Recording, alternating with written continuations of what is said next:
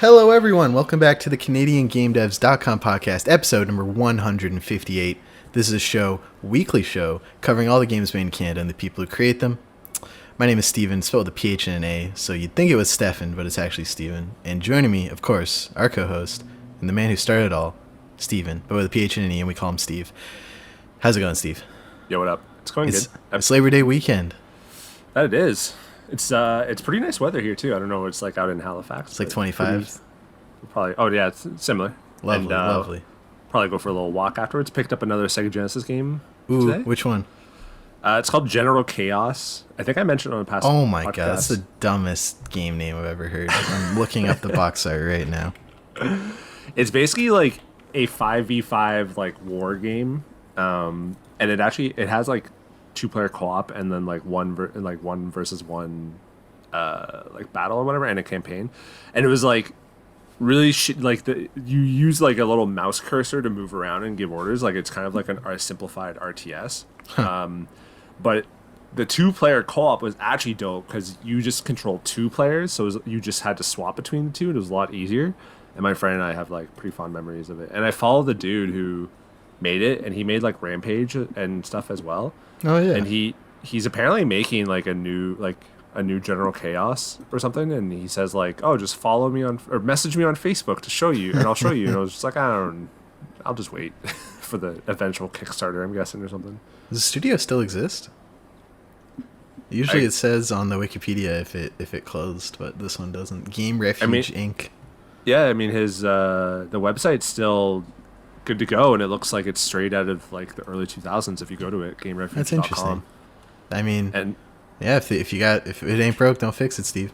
Yeah, he seems to milk Rampage a lot more because Rampage is a little more well known. Like there's the movie and stuff like that. Mm-hmm. So he's probably just chilling on that. But I mean, the guy, like, he's made a lot of games. General Chaos and I also learned something new.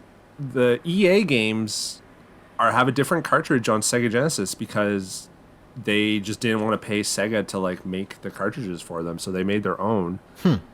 And it's like bigger and has like a little yellow tab, and I didn't know that, and I always thought it was just because, like, as a kid I was like, oh, they're just bigger games, they just need a bigger cartridge. And that was just the logical thing that I made up in my head, but I never really looked into why. And apparently, yeah, it's similar to like the 10-gen stuff on NES when you have like the shitty cartridge, like the black that black cartridge on NES for some games. And I guess it's just like Electronic Arts just wanted to make their own cartridge, so they did. I mean, that's topical. It's Labor Day weekend. It's important to seize the means of production so that you cannot have your surplus labor stolen from you, Steve. All hail our comrades who fought for this Labor Day weekend. If you appreciate weekends, if you appreciate overtime pay, if you appreciate any of the small luxuries that we've won here in Canada, you should be thankful for unions. And that's my propaganda for the week. That's not going to be the only propaganda of this show. I can Probably not. We also propagandize ourselves. CanadianGameDevs.com is, of course, supported by our amazing patrons over at patreon.com/CanadianGameDevs. You can go back us there for many perks, including some new tiers we've added. So check out, again, patreon.com/CanadianGameDevs for that. We've gone through Patreon's official like merch thing. They'll handle the merch. And for a limited time, if you back us any levels, Steve still has old merch we will send you. Until that's all gone, and then we'll do everything through Patreon because it's really hard to make merch and send it to people. I also just don't want it in my house. I don't have a... two birds, one stone. So exactly. Yeah, check us out there. So we have new tiers. Everyone gets special access to the Patreon channel and Discord and a Patreon tag on the server. So back us any level for that. You can back us any level to get early access to the show. And if you back us at $5 or more a month, we'll put your name at the end of the credits. And if you want to hit us at the what tier did I say, Steve? If you want to hit us at the $30 per month level, we'll give you a t-shirt, sticker, any piece of merch Steve has, and we'll plug any project or site or game you want on the podcast for that month. I've seen other Patreons do this, and I think it's a cool way to not only do an ad, but also like get someone else supporting the show. I think it's like scratch my back, I'll scratch yours. You feel me, Steve? Yeah, I get you. So again, all of that, patreon.com/KanadianGameDevs. But that's not why you're here. You're here for the events, jobs, news, and shenanigans that Steve and I get up to each and every week on this show, starting with events. We got a bunch. It's the fall. It is prime, like, convention season. PAX would have been happening this weekend. GDC online happened last month. And there's a whole bunch of stuff happening in September, like an info session for Damage Labs. Of course, plugged on last week's show, Damage Labs is a new initiative from Dames Making Games Toronto to help get indie studios off the ground from marginalized developers. They're going to help you with some counseling, some leadership there, helping you get funding, setting up your business, all the things you need to know that you probably don't when you want to get into the business of making games. That info session is September 10th at 6 p.m. Eastern Time. Totally free. Go to their website, dmg.to, for that event. I think if anyone is even interested in starting a studio sometime in the future, this is a totally free info session. You should check it out. Canada Games Online, which is a different initiative from... Oh, was this the people who did the... It was going to be Game XP, but then it changed. Do I have that wrong? I think you do. Oh, well... Anyway, Canadian Games Online, happening September 9th to 10th, is a... This is Interactive Ontario. Oh, Interactive Ontario. So from September 9th to 10th, they're having a level up your pitches at a market pulse training session. And then September 17th to 18th, they're having a business-to-business connect session, connecting you, the developer, with publishers and investors. You can sign up at CanadaGamesOnline.com. So yeah, 2 different weekends, not weekends, they're midweek events, 9th and 10th, and then 17th and 18th. So again, CanadaGamesOnline.com. Check out some marketing sessions, and then connect with publishers and investors. Someone's got to pay for the game, Steve. And it's not going to be me, because I don't buy shitty games with microtransactions in it. Unlike some people, you know. What do you mean? Next event, Game Slice, of course, returning. Is this the 5th year, 6th year? I don't know. They do well. The annual event in London, Ontario, is now online. So you can, September 16th from 5 to 9:30 Eastern, check out some sneak previews of upcoming indie games, gather feedback for your unreleased game, and just connect with developers, hang out, and they're going to give out some awards at the end of the night for their favorite games. Sounds like a great time all around. And of course, last 2 events we've been plugging for, I think, months now. Game Dev Atlantic, it's happening this month, September 18th, all-day event, 8 a.m. to 8 p.m. Eastern, featuring talks from some of our patrons, Jean Leggett, and some friends from the Discord, Cosmic Cat. So yeah, lots of cool talks and connections to be made. Game Dev Atlantic, September 18th. Check that out.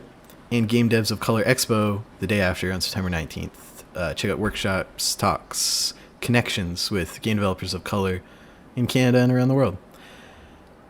Lots of fun stuff, Steve. Did I miss anything? September's a busy month. It is. These are all taking place in September, so It's not it's not Canadian focused, but is TGS happening this year? Is it just going to be online? Ooh, is that the Japanese one? Show.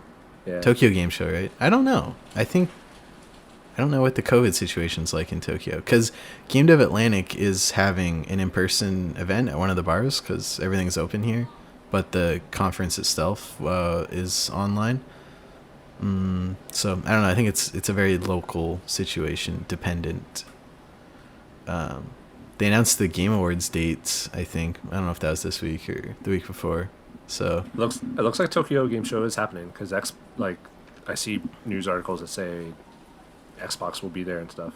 But they won't be showing the release date or price for the Xbox Series X. Oh my god, it's getting so frustrating. Because they don't exist.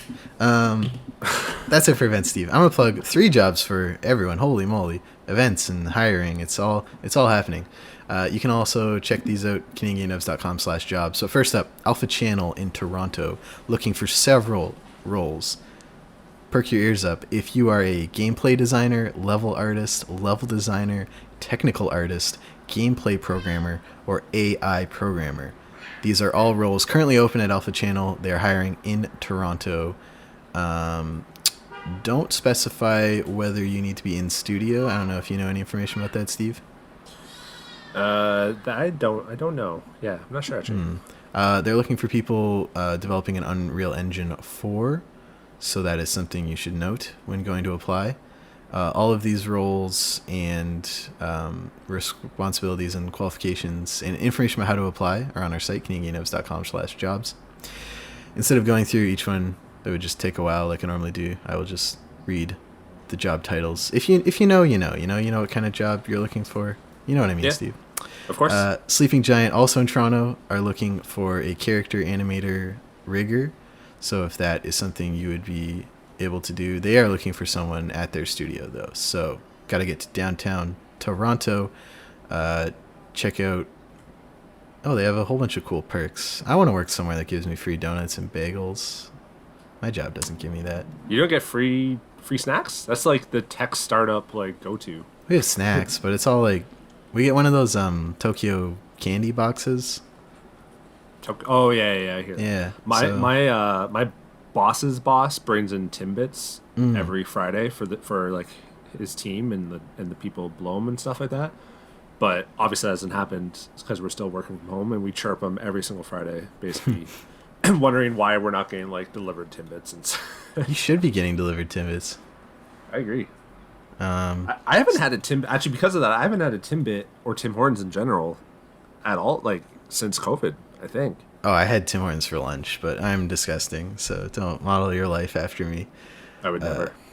So yeah, check out that job on our site, CanadianGameDevs.com/jobs. Work with Sleeping Giant. They're apparently really cool. And if you are a character animator or rigger, check that out. Lastly, as we've been plugging for a while, Canuck Play, looking for spicy new roles on Doug Flea's Maximum Football and pre-production of a new open-world adventure game.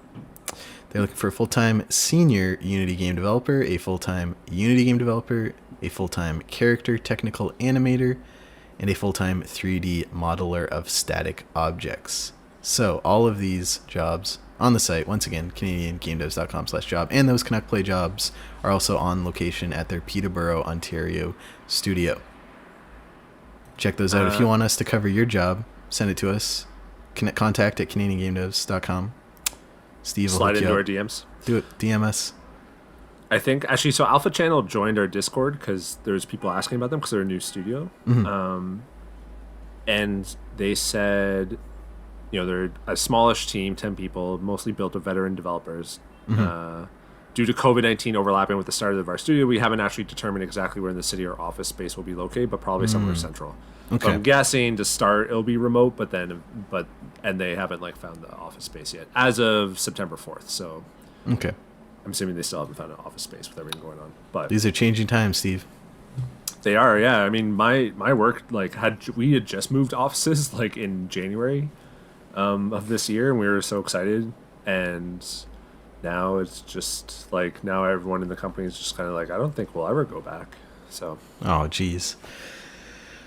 I'm bit back in different, the right? office this week. so how big is the studio for you guys? We're the third floor of like a small building. It's like 5 rooms, and we're like less than 20 people. Yeah, because like we're 80, 90 people. So it's a little bit different, right? Like I could see these smaller studios that are 10, 15 people, especially if they're in like a smaller building. Like not only is my building, like not only is like my company, not my company, but the company I work for is like 80, 90 people, but it's in a giant building that's like 30 floors. So there's a lot of people there. But I guess it's kind of like case by case. Like it's going to be a bit different, especially like a smaller remote area. Like not that Halifax is smaller or whatever, but smaller than Toronto and doesn't have giant condos of like 40 floors or whatnot. I'm guessing. I don't know. It's been a while since I've been to Halifax. The biggest building is, I think, 40 floors or 45.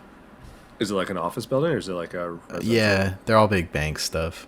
Yeah, true. I never understand what happens in those buildings. Like, I see the big TD building, and I'm like, what are hundreds of you doing all day? Like, I put my money in the bank, and then I take it out when I want it. Like, that doesn't seem like it needs a lot of support.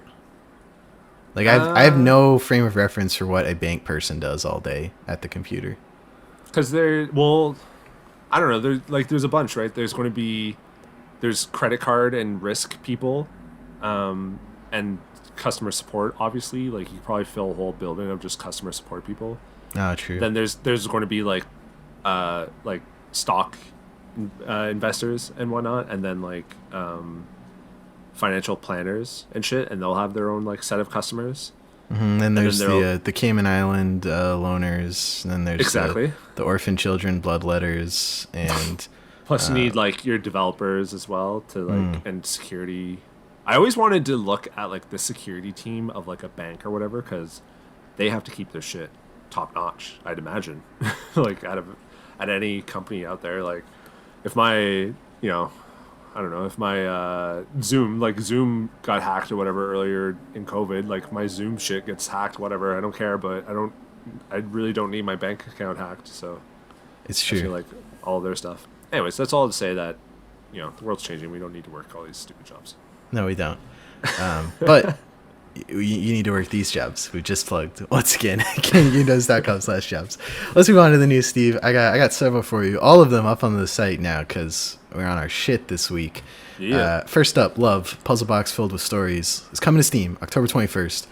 This is from Rocket Ship Park, an indie game studio in Toronto. Also, I believe friends of the show, we're featured somewhere in the game. They toss a little Canadian Game Devs Easter egg in there. Oh, yeah, that's right. Can't wait to see that. And actually, they're in Niagara Falls. They're in like Niagara region. Oh, okay. It's all the same thing. Yeah. If you're on Lake Ontario, you're in Toronto. Fine, whatever. Explore the tenement building and meet the inhabitants within. Learn the stories of the past that continue to impact your neighbors in the present. Rotate apartments to move through them back and forth through time to solve puzzles and make changes to help you and your friends resolve your pasts and live your best lives. It's gorgeous too. I love this art style. I'm just tabbing through the trailer here. Yeah, this is probably my most anticipated Canadian game now for the rest of the year. Ooh. I'm excited to play it. Like I've known Shane for quite a long time, so I'm fellow Irish Canadian, and he's a big Blue Jays fan too. So there we go. Lots of reasons to buy Shane's game. First and foremost, because it looks dope, and it's probably going to be really cheap because it's an indie game, and it's going to be way better than any garbage Square Enix is going to make this year. Whoa, what are you? What's and and yeah, you should definitely check it out. It's available for wishlisting too. Have you wishlisted it, Steve? I think we featured on previous. We did already. So we both have it on our wish list. But the viewers can add it to their wish list. The viewers, it's on YouTube, so you could be both. It used to be I was messing up when I said viewers, but I'm not subscribed to Rocket Ship Park on YouTube. They only have 8 subscribers. Gotta help that out. It is on my wish list too. So I won't play the jingle. We already did it. Yeah, that's fair. Next bit of news this week, Steve. Spinch is out now. Was my most anticipated Canadian game of the year, and now it's out, so I don't really have anything else to look forward to. It's by PEI-based indie studio Queen Bee Games. They call it a psychedelic 2D platformer. Features art from Jesse Jacobs, who's an award-winning Canadian cartoonist I discovered through this game. Play as Spinch and save your tiny Spinch-shaped children across gorgeous levels, featuring 2D pixel-perfect platforming and a psychedelic artistic style. It's great, Steve. I streamed it on the Canadian Game Devs channel. Queen Bee retweeted us. Shout out to them. And holy moly, this game's great. I also wasn't able to, I shall say, achieve heightened senses before playing, but I have since played at a higher state of mind, and this game is a trip. The colors and symbols and eyes are looking at, it's a whole lot going on, and I highly recommend it. But we'll talk about that when we get to what we've been playing. It's also on Steam and the eShop. It's also on like every other PC store, like GOG, Green Man, Humble, all that jazz. What Twitch channel did you stream it on? Oh, twitch.tv/Canadian Game Devs. Also, my cat is screaming again. Sorry, everyone. And my wife's knocking at her door, so I'm going to give her the baby monitor. Wow, that was like the perfect...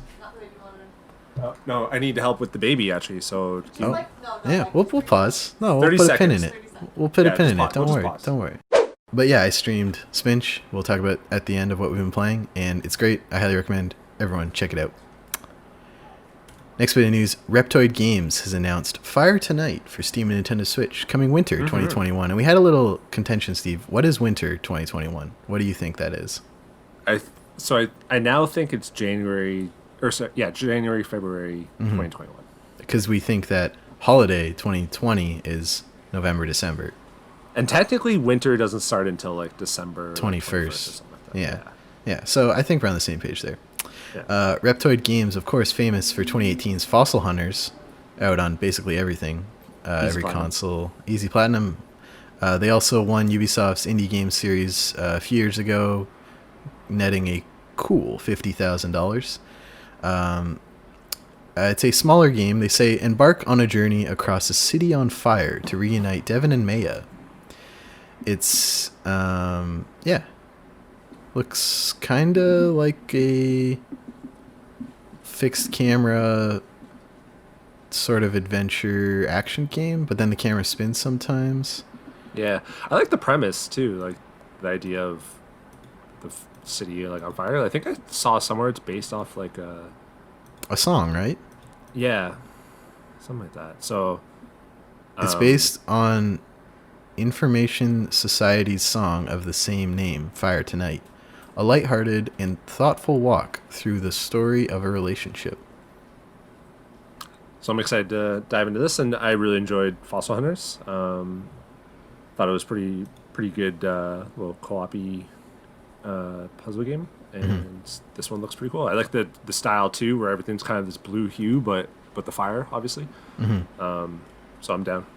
It's also got a really cute like comic panel like cutscene thing that's different than like the game art, the in-game main art, you know? Yeah. I like that. Next bit of news, The Vale, Shadow of the Crown, has a PC demo now on itch.io and Steam. This is from St. Catharines-based indie studio Falling Squirrel. The premise of this game is really interesting, Steve. They want you to play the whole game with your eyes closed. So it's a entirely almost audio-based experience. There'll be like simple visuals on the screen, like, I don't know, like flicker of sparks from a fire or whatever, but the main game will be you with your eyes closed, controlling as things come up, kind of like a Telltale Adventure. And yeah, the demo is live on Steam and itch.io. I will be checking it out. I don't know how great it would be to stream. Maybe I'll just play it quick and give some impressions on next week's show. But it's an interesting premise. And yeah, what do you think? That's pretty cool. I like. Yeah, let me actually just boot it up. I mean, I'll actually. Is the demo? Oh, it's not on Steam. The demo. Yeah, it's on the right side. You got to hit play demo. Their demo button's buried, unlike itch.io's. Oh, weird. Yeah. Okay. Here, let me. We have a demo one, don't we? We have a demo. Do I have a demo noise? I kind of just make it up as I go, other than the wishlist noise. That's fair. I'll download it. If you right, want to find a noise. He'll download the demo. I'll find a demo noise. It'll be great. And yeah. It looks cool. Yeah, I mean, they're trying something different, so I'll check that out. Kind of, I don't know how many players are deaf, but you lose all of them, but you can never make a game everyone can play. Yeah, it'd be interesting if they could make, I guess, like the opposite game. So it's now it's like visual, but I mean, just watching this trailer here, which does nothing for me as the trailer's muted. Kind of does lose a little bit of that. What is The Vale's audio-based action adventure that sets to breathe new life into medieval combat and fantasy narrative? Interesting. That once again is The Vale, Shadow of the Crown. Check out the demo, itch.io on Steam, Falling Squirrel in St. Catharines. Last bit of news this week, Steve. Parkitech is getting a second DLC pack, Booms and Blooms. This is from indie studio Texel Raptor, which includes Vancouver-based indie developer Garrett Randall and support from Vancouver audio powerhouse A Shell in the Pit, who have done pretty much, if it's a major indie game that came out of Vancouver or Seattle, probably had help from them. It's coming... Oh, it's out now. Booms and Bloom. It's for Parkitect, of course, the 2018 theme park management simulator. Very well received on Steam and has a lot of love in the reviews. this latest update is now live on every PC platform that Parkitect's on. It's $8.99 Canadian. So the wait, just Booms and Blooms. Booms and Blooms. Booms and Blooms. Oh, yeah, okay, it's fireworks and like new floral stuff. So the whole game itself is like $50. It looks like there's a bundle. Yeah, you can get a bundle with the 2 DLC packs and Parkitect for $50.82, or you can just get the game itself for $33.99 Canadian. Can I wishlist the bundle, or how does that work? Well, if you click bundle info, that takes you to that, and it doesn't look like it. No. I see. But have you played this, or? Yeah. What do you think, Steve? I like it. Is it so? 2 questions. Have you played this one? I haven't. Okay. Do you know if it's like grid based? Because I know we were talking about this before with another game. The whole grid. Yeah, grid based versus non-grid. This looks grid based to me. Like, just look at the roads and stuff. It looks like it might do that thing where you can cut diagonally, and I think it does do that, where you can like cut tiles into half or maybe quarters. I like some of the art style and some. Oh man, I love these kind of games. Like, I grew up on like Microsoft, Zoo Tycoon, and the Roller Coaster Tycoon games. Like this is my shit. I played the shit out of Roller Coaster Tycoon. Oh man, I got 2 in a cereal box. And yeah, same. Oh man, that game was so good, Steve. So good. I always loved like picking up the people and just like putting them in this like, island or whatever, and just letting them suffer. And then there was always the loop-de-loop like roller coaster where you could just speed up and kill everyone after you got bored with the game. They have some of that in this. Like, I just watched in the trailer, you like the bridge.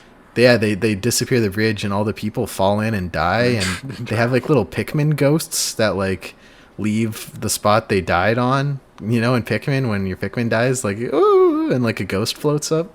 Yeah, that's what happens to the park goers when you mess them up. Over 3,000 reviews and very positive. Very positive. So good on them. But of course, Steve, we don't read the positive. We read the funny. The top funny review is this is too long. The second top funny review is I would sell my kidney for this game. There we go. I mean, I don't think you have to do that. You just have to buy. It's only $33 for the base game. Parkitect is the beloved son of Roller Coaster Tycoon 1 and 2. Planet Coaster is the treasured daughter of Roller Coaster Tycoon 3. And Roller Coaster Tycoon World is the annoying cousin everyone hates. But seriously, this game is a lot of fun. Good work. Parkitect, new DLC. Check it out. Vancouver developers. That's it for the news this week, Steve. Some good ones. I'm going to check out this demo. Oh, you got another one? Well, I know you shit on it, but Marvel's Avengers did come out. It is out. It's on everything, but bits of it are on everything else, and you can never get this full game, even if you wanted to. Yeah, just get the Stadia version. Just get the Stadia version. Yeah, Marvel's Avenger from Square Enix and Eidos Montreal. Apparently the campaign's amazing. Yeah, actually, so yeah, I've played a decent amount of it. I'm halfway through the campaign. It looks like based off the trophies. Okay. So I got things to say, but okay, we'll get to that. Yeah, it's out. Now it's time for everyone's favorite segment, Steve. Wishlist This. When Brett was still with us before he passed away, he would often wishlist games while we were talking about them on the show. So this inspired me to create a segment called Wishlist This, where we highlight 3 upcoming. My cat's screaming because our girlfriend just got home. I was going to say. Yeah, sorry, I love it when he screams. A segment, Steve's, wholly dedicated to finding Canadian games that you can add to your wishlist. Because, of course, as an indie developer on Steam, you are indebted, like an indentured servant, to the Steam algorithm. You toil away every day, doing everything possible to make the algorithm happy. And one way we can help these developers with that is by putting them on our Steam wishlist. This week features a game with an App Store wishlist, which I didn't realize was a thing until the latest iOS update actually added it. I had to update my phone software to add it to the wishlist. But that'll be the second one. We're going to start at the top of the show segment with Art of Rally by Dune at Fun Selector in Vancouver. This game's coming out September 23rd on Steam and Good Old Games. Gotta do the movie theater voice. Mm-hmm. Race in the golden era of rally. Drive iconic cars from the 60s to Group B on challenging stages through stylized environments inspired by real-world locations. Will you master the art of rally? This game, I use it too much, but this game does look gorgeous. It's a very different style than a lot of games we've been plugging lately. I don't know. What do you? I'm bad at describing art, Steve. You try and describe these screenshots and trailer for me. Cartoony. Like it's not a. I don't know if the gameplay is a sim, but the graphics certainly aren't like a simulation. Like it is cartoony, bright, and very. There's not really rounded edges. Like everything's very kind of splotchy. Well-defined. Yeah. Like the trees look like you just smacked the paintbrush against them a bunch. Yeah, and the cars kind of have like the corners on them. It looks like almost toyish. Yeah. So I'm kind of eyeing this. So we've discussed before how you and I are both not really into. Holy shit, Steve! Hold that thought and scroll down to the description and look at these GIFs. Ooh! Oh my god, dude! So the top GIF for viewers. Is like there's a strip of color and you can see the car like drifting around a corner, and above it is like Art of Rally in text, and then the car like leaves the box and then like covers up the text and it looks like it's gonna hit you. It's amazing. That's a good GIF. And then at the very bottom they have like the Polaroid photos, and the middle photo is actually still just a GIF. Oh man, these are some good GIFs. There's a photo mode, Steve. Every game has a good photo mode worth playing. Yeah, they have leaderboards, authentic handling, 50 plus iconic rally cars. Holy shit, this looks amazing, Steve. So I have two thoughts. So yeah, it does authentic handling. It does look like it's more sim than arcadey, which is fine. But the one thing I'm not seeing in this, which is a little bit concerning, is I don't see like other racing against other cars. So is it just like time trials? Yeah, I think it's like it's just like a best time, because when you do like, I don't know. I don't follow this scene, but isn't it like because the turns and shit are so narrow and the tracks are kind of dangerous, you kind of do it like one at a time and like best time wins? Is that a thing? Oh yeah, maybe that's a good point. That's true. But yeah, this looks great. I would love to play this. This looks like a lot of fun, and their Steam page is very impressive. And they do that thing Curve Space did, where there's a little GIF of how to add it to your wish list at the top. Yeah, I like that. It's good. And so I have to ask Steve, is Art of Rally from Vancouver studio Dune on your Steam wish list? Yes, it is. Excellent. Next game today on Wishlist This is this segment's first Apple App Store wish list. This is Slash Quest by Noodle Cake Games in Saskatoon, Saskatchewan. It's releasing soon for basically every Apple platform: Mac desktops, iPhone, iPads, Apple TV. The Queen's ever-growing talking sword is lost in a faraway land. Luckily, you showed up to wield it back to the castle. You do know how to swing a sword, right? Right? So the basic kind of absurd premise of this game is like it's kind of like a top-down, third-person sort of like hack and slash game, but you have this absurd sword that gets like bigger and bigger in size as the game goes on. Like it's already like in one of these cutscenes or one of these screenshots I'm looking at, it's already comically large compared to you. Like, what's Cloud's sword called in Final Fantasy? It's got a name. Buster sword. Buster. It's like that, and it gets bigger and bigger, and you're oh man, it looks absurd and a lot of fun and cool art style. It's very, very mobile game. This looks like the kind of game that they would feature on the front of the App Store. All right, Steve. So you got to open this link on your phone to add it. You can't do it on the website. Oh, really? Yeah, because I'm searching on my phone and I don't see it. So wait. Okay, open. Maybe I have to. It's hard to do. Go to the Apple Arcade section if you're on the store in the bottom right, arcade, and then you can look at it's like upcoming. Hold on. Where is it? See new, get started. Okay, hold on. See all games. Wait, We'll have how to do I provide do a this? link or something on the website for people. Yeah, we should. Apple does not make it. Slash Quest and Apple Arcade. Yeah, I found it. How do you find it? Oh no, wait, that doesn't open anything. Hold on, I how do I searched do it, this? and you know how like it'll come up with like suggestions when you search something. Yeah, and that's one of the suggestions. It came up with it, but when I click it, I don't get it. Hold on. Add. Okay, wait. Take this link I'm sending you in Discord. Open it on your phone, and then click this link. Cause this is how I did it. I like clicked it through the tweet on my phone. Yeah, you click this. There you go. Yeah. And then you can hit get. Where do you hit get? There's like a big get button under /quest. No, it says start playing for me, but I don't have an Apple Arcade thing. Oh, well. Alright, well, this will be the first Wishlist This segment we weren't able to logistically get done on the show, but I can confirm you can do this. Yeah. If you have... sorry, it says to get notified by this game's availability, update to the latest version of iOS. Okay, so you got to do what I did.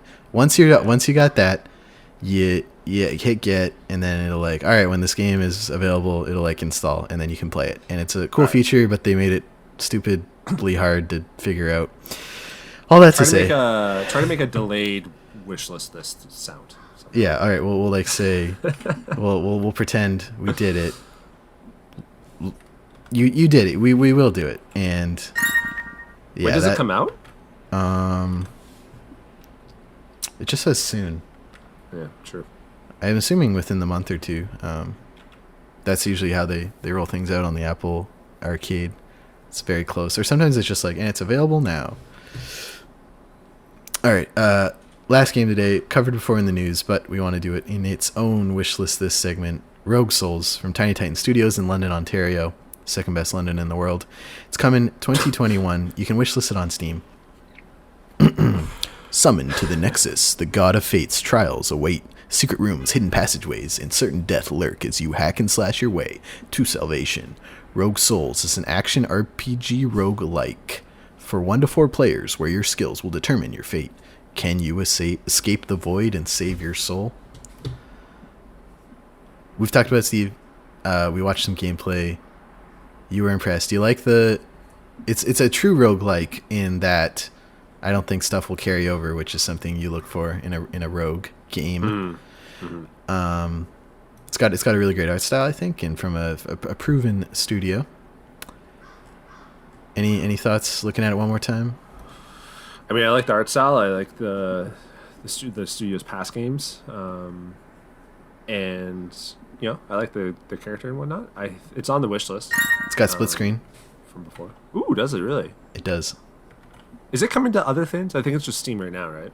I think only confirmed right now for Steam, but yeah, I don't know if the studio's made a console game, so I think 4-player co-op that would be really cool actually. All on the same screen. Yeah, that'd be kind of crazy. Split screen. A little GIF there's some GIFs in the Steam description too. There are. They're just characters swinging shit around, but that's better than nothing. Well, and sitting at the little fire and stuff. That's cool. It's true. It's true. GIFs make every Steam page better. You're just high on the rally. Dude, that what was it? Art of the Rally. That's one of the that GIF. I'm looking at it again. That's one of the best GIFs I've ever seen on a Steam page. Holy moly. I'm impressed. I'm wowed. I'm going to join the Discord actually for Tiny Titan.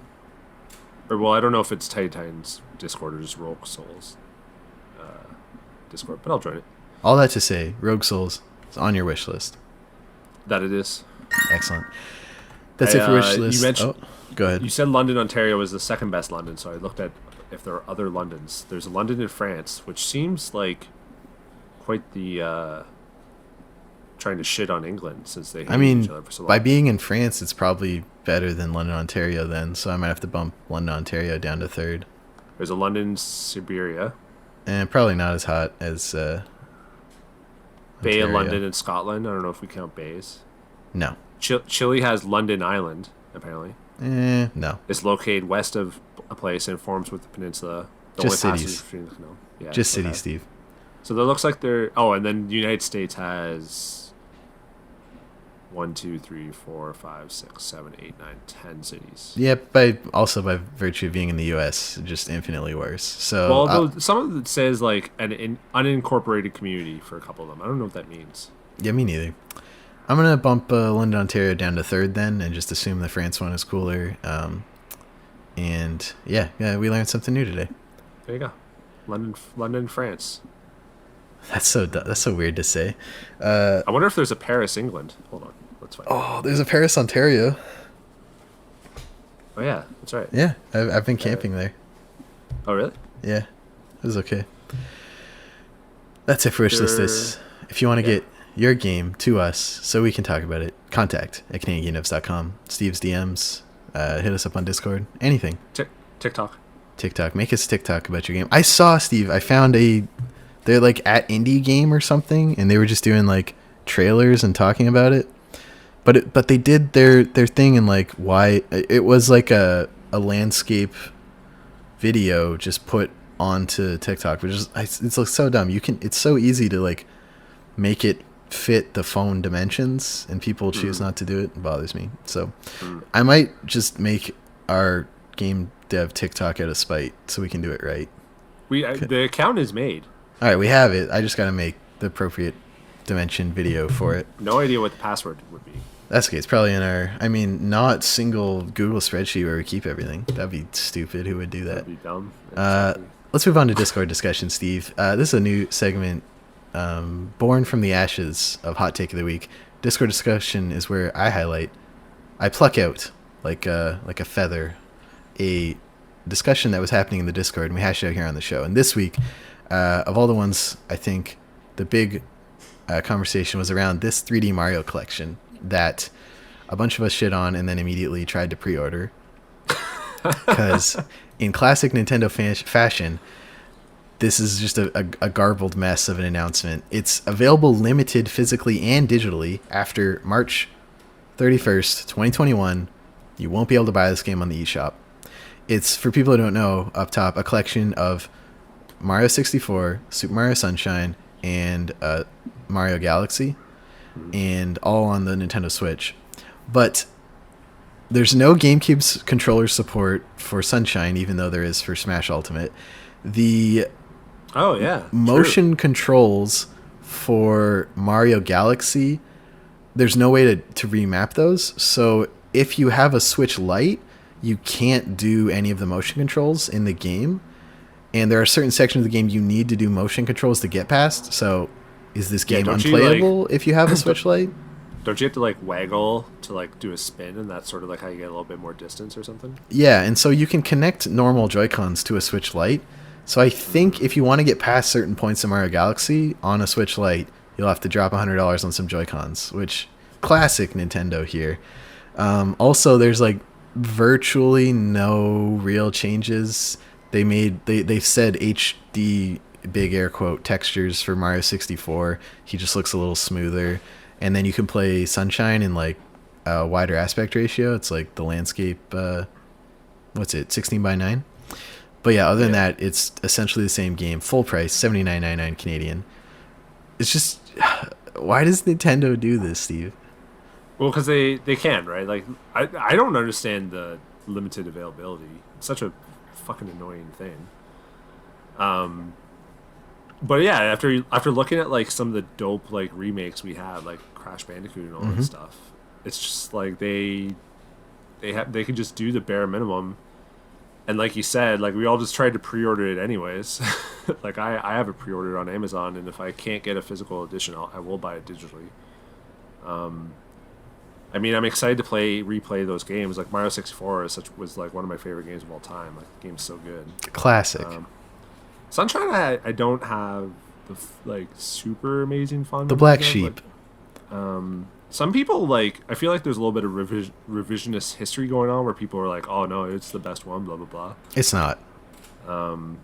Galaxy though, I remember loving Galaxy. Galaxy 2's better. Where is Galaxy 2, Steve? Galaxy 2 I only rented and played like one night and loved, but I've heard that like Galaxy 2 is just kind of like so much better. Yeah, so because it's just Mario Galaxy, but better. It couldn't not be better. Yeah, so because it has Yoshi, right? You can ride Yoshi. It does. There's Yoshi levels. Some good stuff in Mario Galaxy 2. It's probably my favorite 3D Mario game. Probably. Oh, really?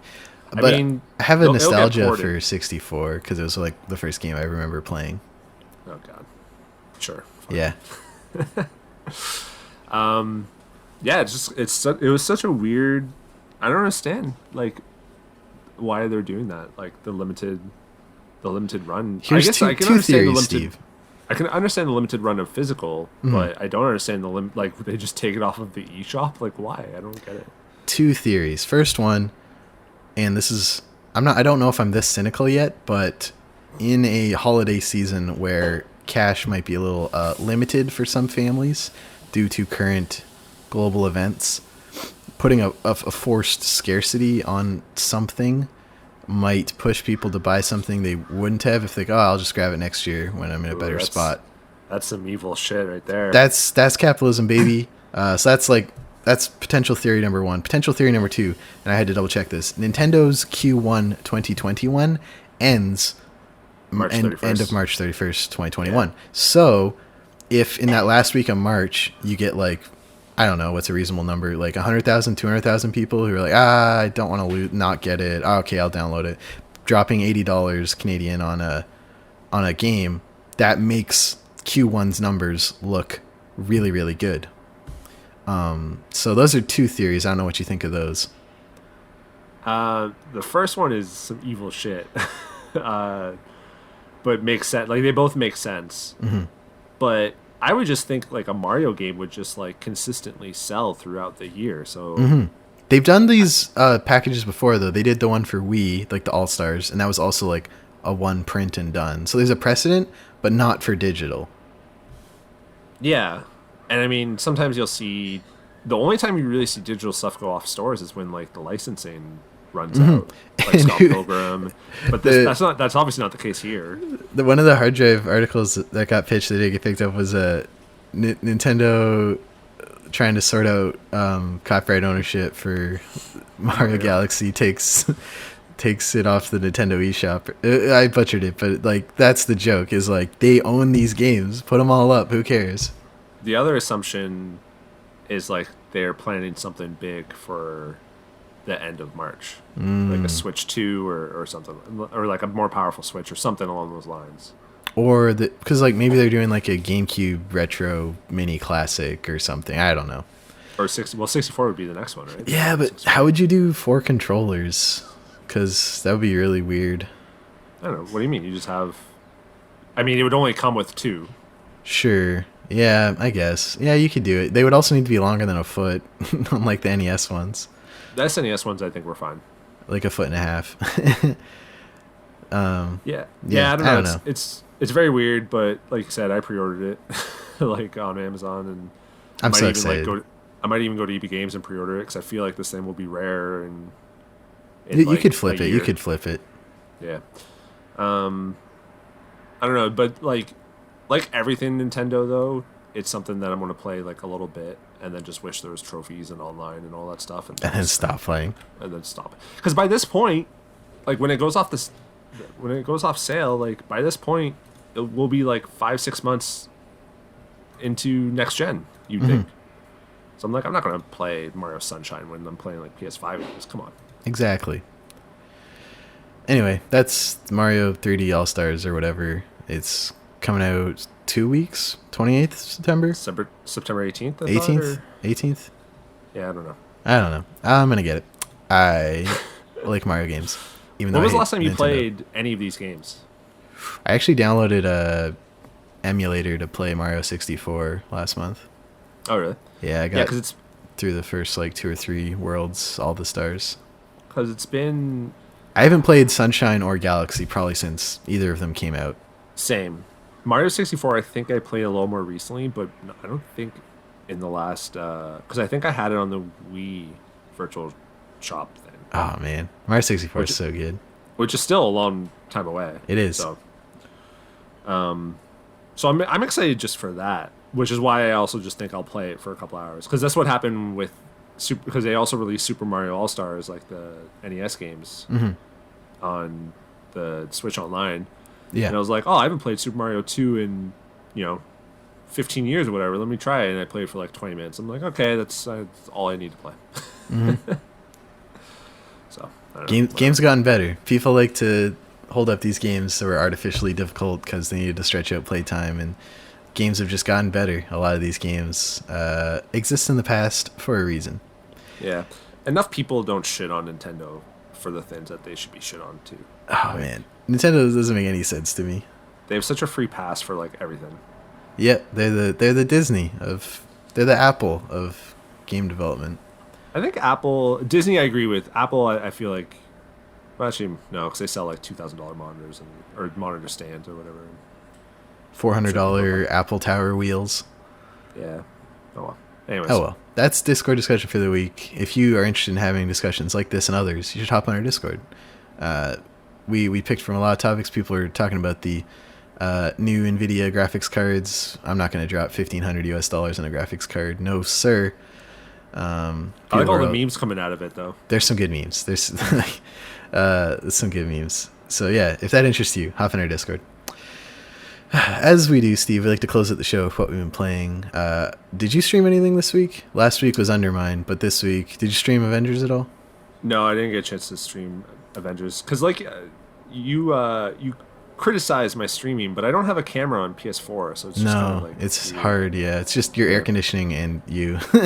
Yeah, so no, PC's definitely the better streaming.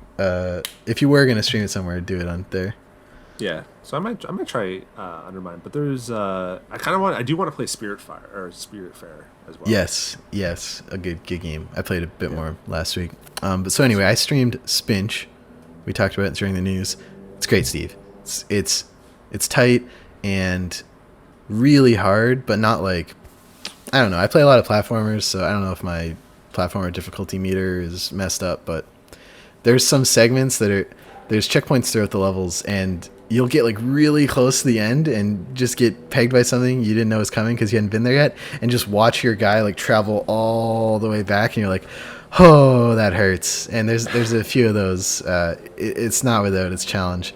It's kind of like a floatier, like slipperier platform, or like Super Meat Boy. It would be a good comparison because you also like jump onto the wall and like continue to jump on it to get up. So if I was going to compare it to another platformer people might know, I would say Super Meat Boy, but visually could not be more different. It's also very funny. Like some of the enemies are just absurd, and the backdrop and soundtrack also really good. Overall, just can't say anything bad about Spinch. Really like it.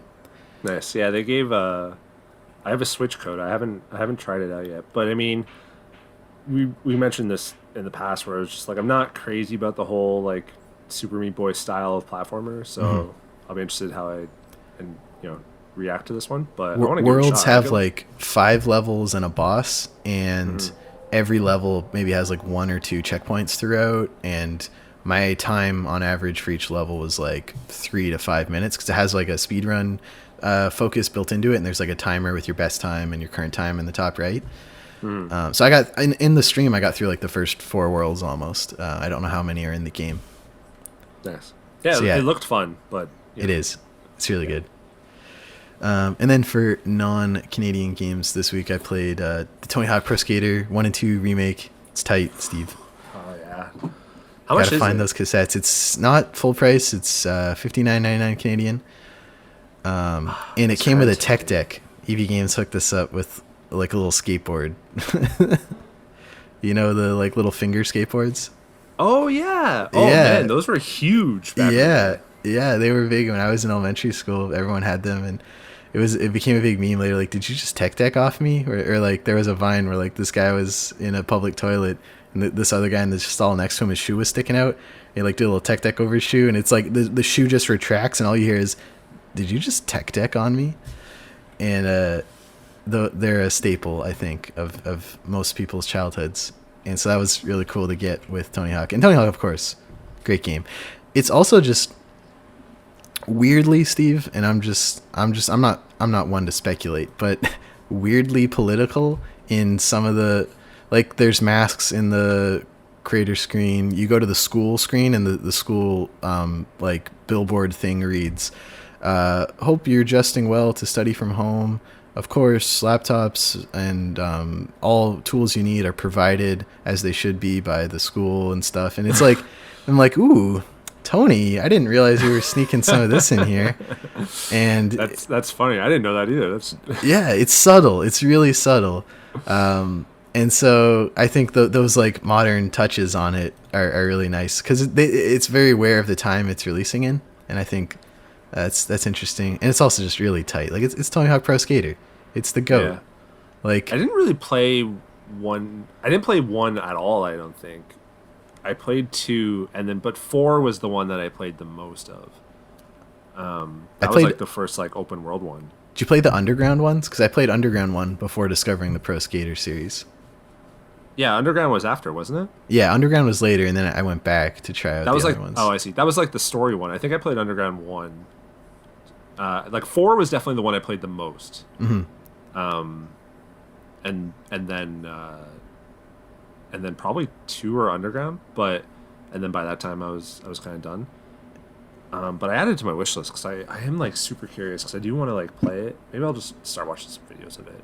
It's really tight, Steve. So look good. At the trophies now. Yeah. So I can't say anything bad about Tony Hawk Pro Skater. He's also just amazing. I love his Twitter. Like, there's that picture of like the one meme of the guy crying while holding the gun. It's like me when I have to kill Tony Hawk in the inevitable race war, and he retweeted it like, "I appreciate you hesitating."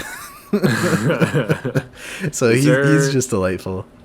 Is there like Activision bullshit in it with like microtransactions or anything like that? Or you know, Steve, that was the first thing I looked for, and I can't find anywhere to spend more money on the game than the money you paid up front. They could pull a Crash Team Racing or Nitro Racing or whatever and like add it a month later because Activision did that. And it's definitely like there is a cosmetics shop. You buy stuff for your skater. You can buy skateboard parts. It's the infrastructure is there for them to sleazily monetize the hell out of it. But at launch, you buy the game, it's not even full price, and it just plays like video games used to, and that's pretty sweet. Yeah. Did you hear what EA did this week, by the way? No, they're coming out with Skate soon, right? Yeah. So EA has the UFC game, and they updated the game to include ads in the middle of like replay, like in between rounds and stuff like that, and Reddit like lost his shit, obviously, and that's where I kind of like really draw the line too. Like NBA 2K had those ads too, and that's when I was really just like, and I haven't really played 2K in a while. Actually, since NBA started, I haven't played 2K.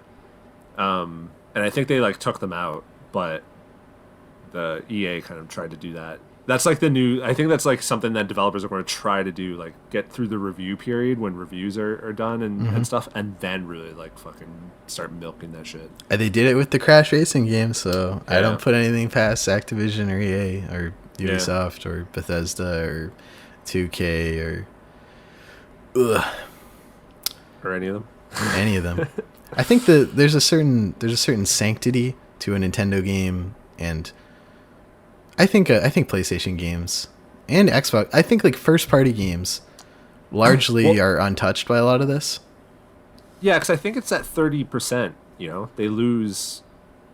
Video games are more profitable than they've ever been. No, but they do have to give up 30% of all the revenue that they make on the PlayStation or Xbox or Nintendo store. That's why Fortnite's trying to go around Apple.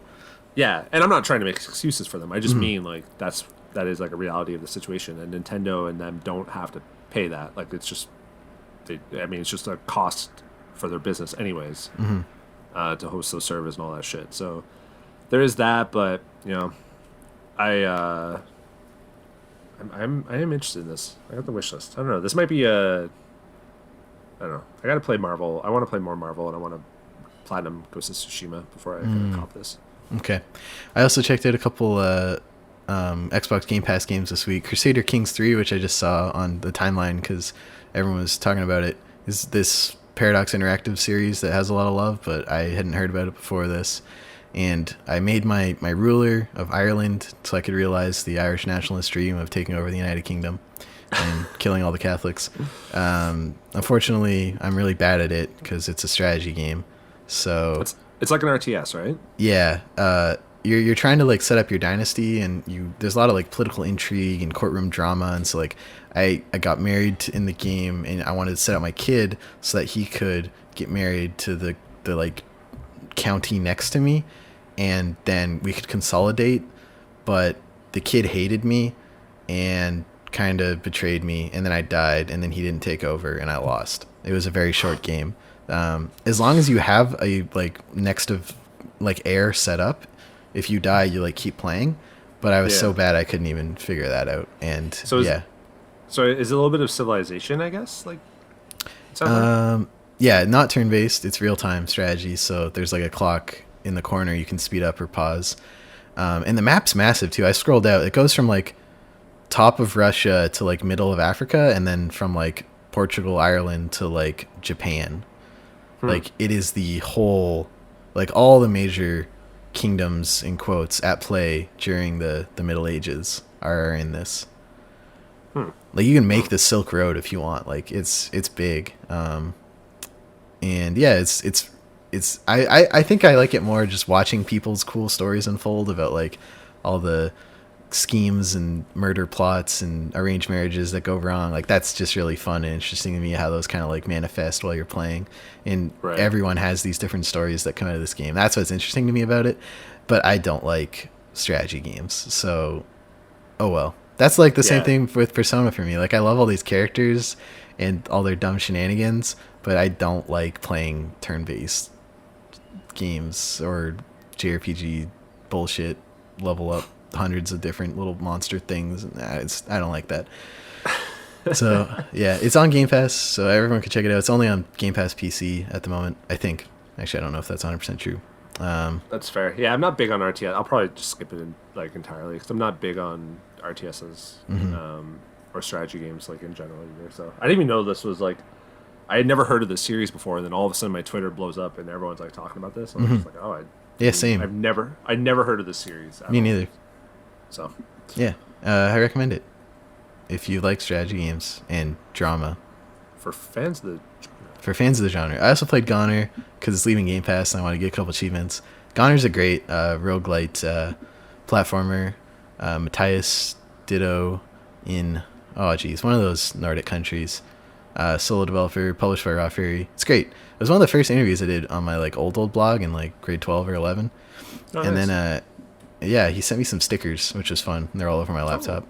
So yeah, he's just a cool dude, making a cool game. They announced a sequel, Goner 2, coming out sometime next year. So I'm excited about that. It's gorgeous too. Just such a great, colorful, splotchy style to this game. And also Ring Fit Adventure. Finally got a copy at the source. Met someone named Steve, who spelled the exact same as me. Like, no way. Yeah, no, really? I saw his name tag. I was like, wait, Steven? He's like, yeah. I'm like, I'm Steven. He's like, I've never met someone else named Steven. I'm like, me neither. This is what it's like when doves cry. This is what it's like when doves cry. And he sold me a copy of Ring Fit Adventure for the Nintendo Switch, and we bonded. Wow. Yeah, I've never in my life met another Steven spelled the same way as me. Yeah, I mean, we've had this conversation, I think privately, but neither have I. Mm-hmm. And so that was more interesting to me than Ring Fit. Ring Fit's like a fine exercise platforming game. It's whatever. It's cool. Nintendo makes fun toys, and it's a fun toy. It gets you sweating, but like with everything with like workout, it's not just you can't just like do Ring Fit and think you'll get fit, right? You gotta like diet, you gotta like rest up accurately. You need to like have your protein at the right times and stuff to really maximize like the muscle that you're trying to like build and develop. So like, you need to not eat McDonald's free fries every other meal. Yeah, exactly. But I like Ring Fit Adventure. Like what I used to do, because I went to a personal trainer for a while. Mm-hmm. And I would, track it on my Fitbit or whatever. And the calories that I burned would be pretty, like, identical to the calories I'd burn with my personal trainer. But like I said, it's a different exercise and stuff like that. But at least, like, heart rate and sweating and stuff like that, it's pretty, like, it's a legit workout, no doubt. Better than Wii Fit, that's for sure. Yeah, my dad lost a bunch of weight with Wii Fit. He did it every morning for, like, 14, 17 months. He lost, like, 80 pounds. It was absurd. Oh, sick. But he did that in combination with a calorie tracking app. Yeah. And it's a whole lifestyle change, not a single quick fix. Yeah. So. Yeah. What have you been playing, Steve? More Fall Guys, trying to get that level 40. It's a grind. I think it's my game of the year. Like, it's good. And I think Spider-Man will be fine or will be fun, but I don't think there's going to be a game that's going to top it. You mean Miles Morales? Yeah, whatever. Yes, that game. The spin-off where they let black people be on the cover? Finally. Ooh. Uncharted Lost Legacy. And Miles Morales has like electric powers and stuff too, doesn't he? Or he has like, I don't does he have, know. like, does he have cool powers? I don't know. I don't know Spider-Man Me comics that neither. well. And I won 2 in a row. So there's that trophy for winning 5 in a row, right? Yeah. We won 2 in a row. Mm-hmm. And then the next game I lost in like the first round. Then the next 2 games I won. Oh man. And then the last game I lost in like the 4th round on a team match. Mm-hmm. So it's like in 6 games I had, or really even 5 games, but 6 games I had won 4 times. Yeah. But it didn't feel stressful because there was like, I just lost in the first round on game 3. So I don't think I'll ever get that trophy, but I got I'm pretty 3, close. Steve. You were with me that evening. I got 3, and Yeah. Oh, But then didn't a team match kill you? yeah. It was one of the team ones. Got us out.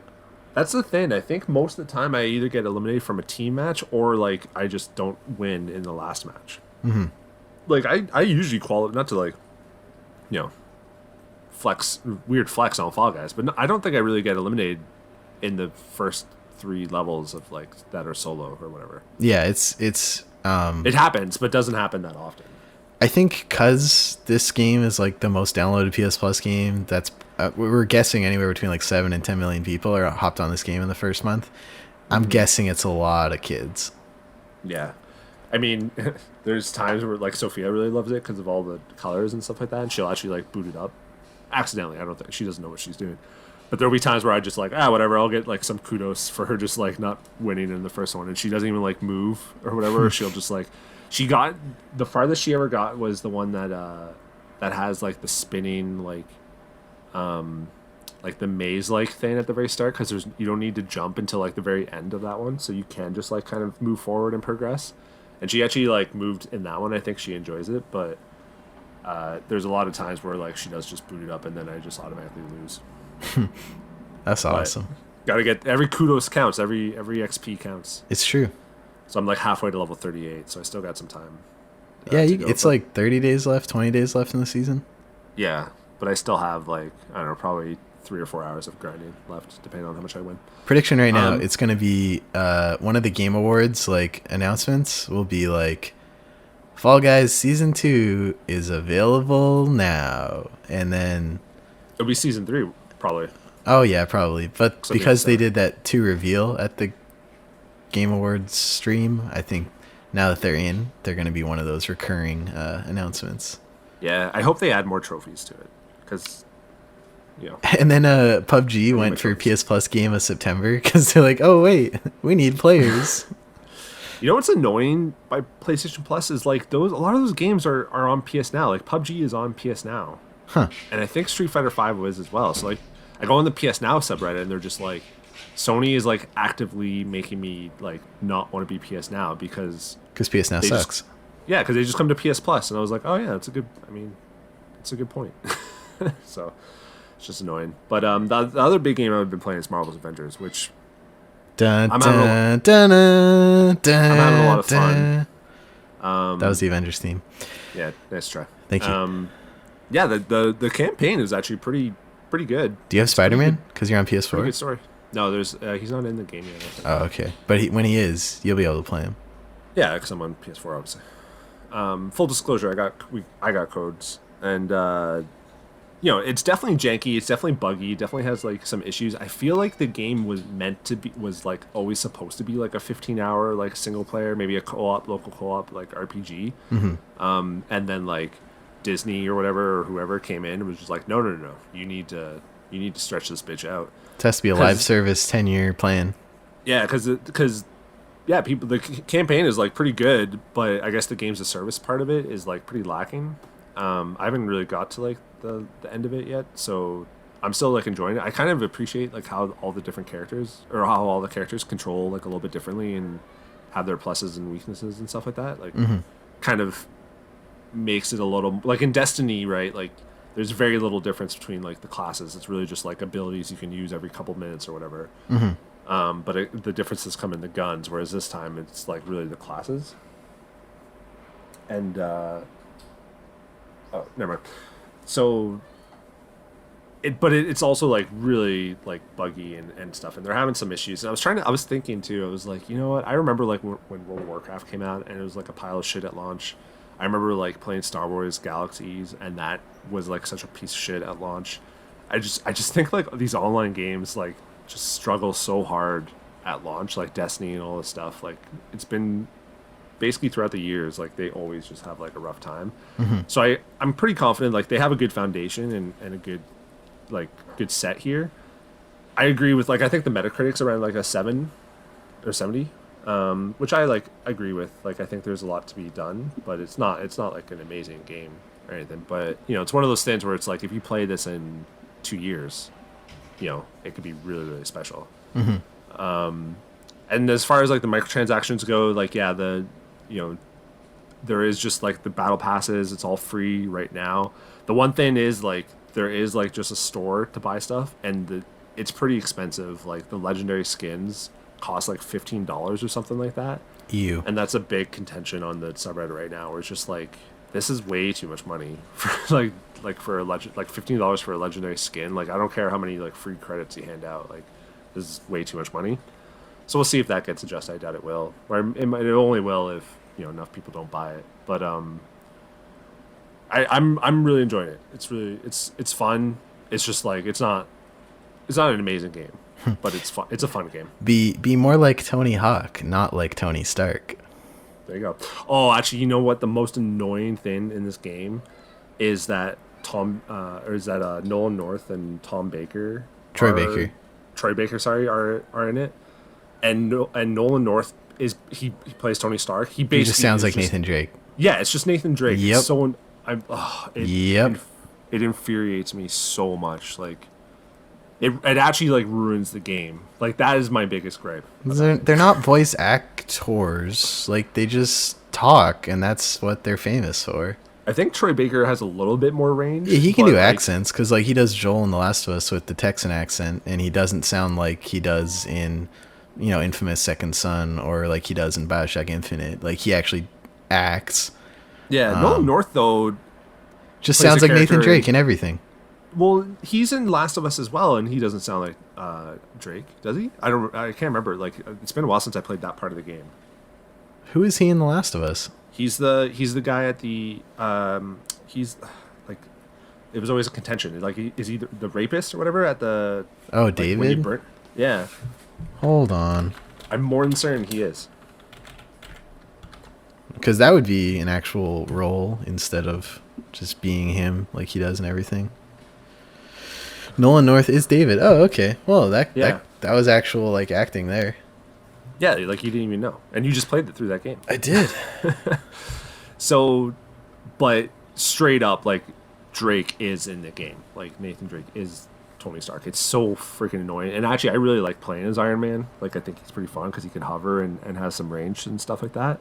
But it's infuriating to hear that fucking voice come out of him. Like it's easily the worst part of the game by a long shot. Oh no. Troy Baker less so. I'm just tired of seeing like the same. Ashley Bailey's obviously in it too. Like I'm just tired of seeing these same names. Like I don't know. So, but it's fine. It's a fine game. We'll see how it evolves. It's gotta have a pretty banging first year, I think.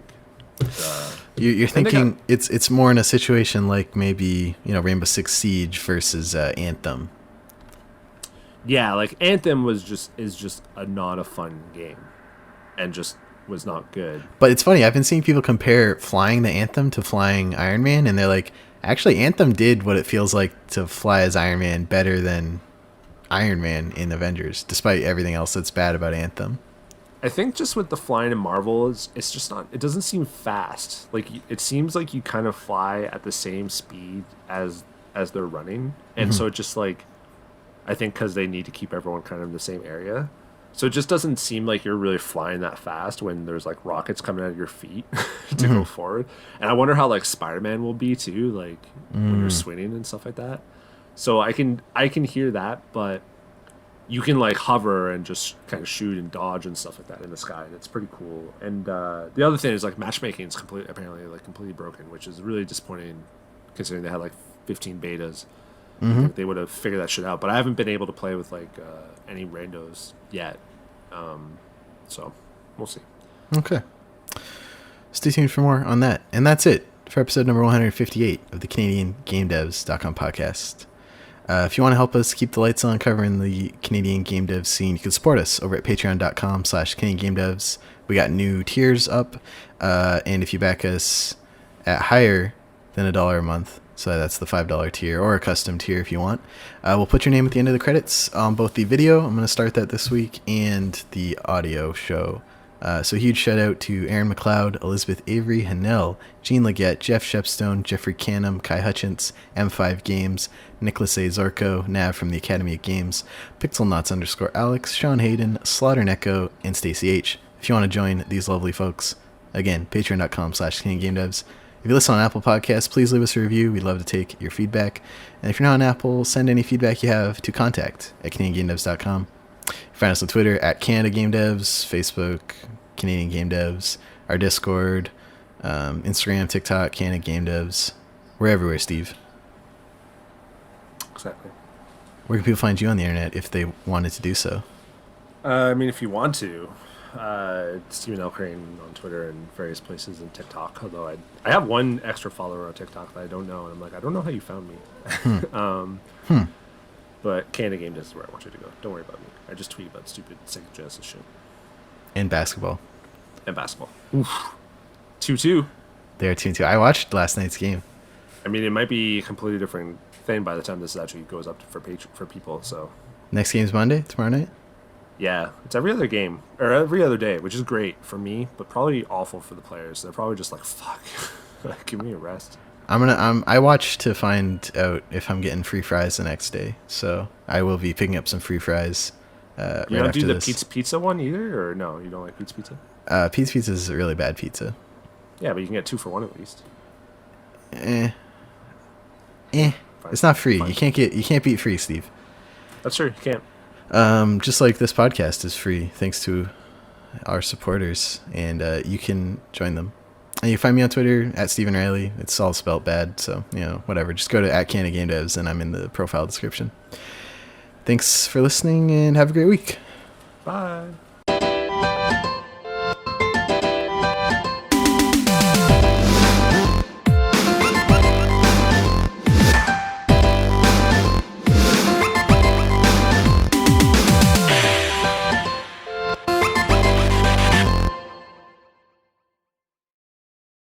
And then there's always a cool quote at the bottom. This one. The future came and went in mildly discouraging way that futures do. Neil Gaiman. Where do you see that? It's a big purple bar at the bottom. I like it. Time.is explains the exact official atomic clock time for any time zone, more than 7 million locations in 52 languages. Oh my god. Have you ever seen an atomic clock? No, I never have. I'm so confused because I'm just like, how do we know the exact second?